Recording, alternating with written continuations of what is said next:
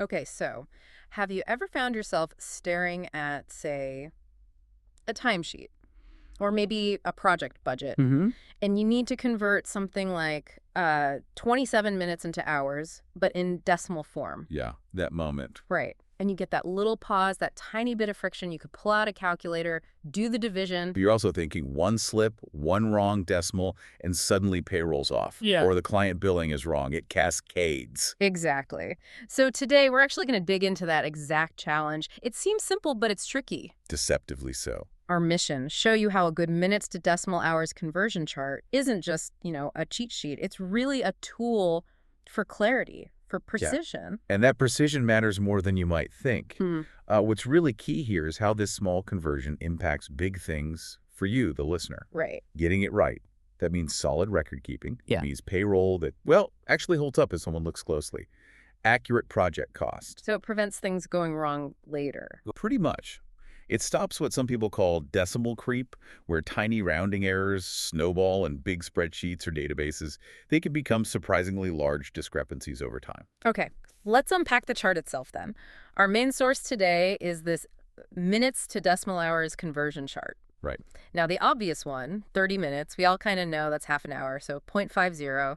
That feels intuitive. Straightforward, yeah. But the real strength of a chart like this is standardizing the less obvious ones, cutting out the guesswork, say you're pulling time entries together. Oh, yeah. From different places. Exactly. Some are in minutes, maybe some are already decimals, someone else calculated, Yeah. potentially incorrectly. And that's the crux of it. If you connect this to the bigger picture, using a standard decimal format is, well, vital for consistency, for systems talking to each other. Like adding apples and oranges otherwise. Pretty much, yeah. Yeah. You need that common language. This chart removes the ambiguity. It gives you the number that your software, your spreadsheets, different teams, everyone can actually agree on. So it's about data integrity, really. Absolutely. It avoids problems from people rounding differently or just keying it in slightly wrong. Okay, but someone listening might think, well, my accounting software does this automatically, doesn't it? Sometimes, yes.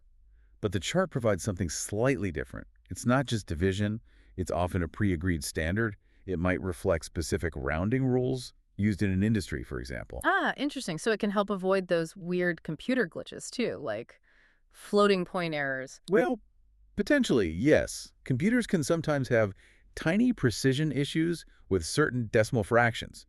Using a standardized chart value gives you that reliable, consistent figure every single time. It's vetted. Gotcha. And the nuance here is really in those practical standardized values. It's often not just 21 divided by 60 carried out to infinity. It's the agreed upon decimal for practical use. Like 21 minutes? What does the chart say for that? That's not an obvious fraction. Exactly. You might guess zero point 0.3, maybe, Wow. or closer to zero point 0.4. The chart gives a precise 0.35. No guessing needed. Okay, 0.35. And this precision directly helps you avoid very real problems. Yeah. Think about miscalculated overtime pay or sending a client an invoice that's slightly off, looks unprofessional. Right? Yeah, definitely. Or even project timelines getting skewed because the time tracking is just a bit fuzzy. Right. Those little bits add up. The chart ensures you're using the exact, consistent value every single time. It takes away that potential error point.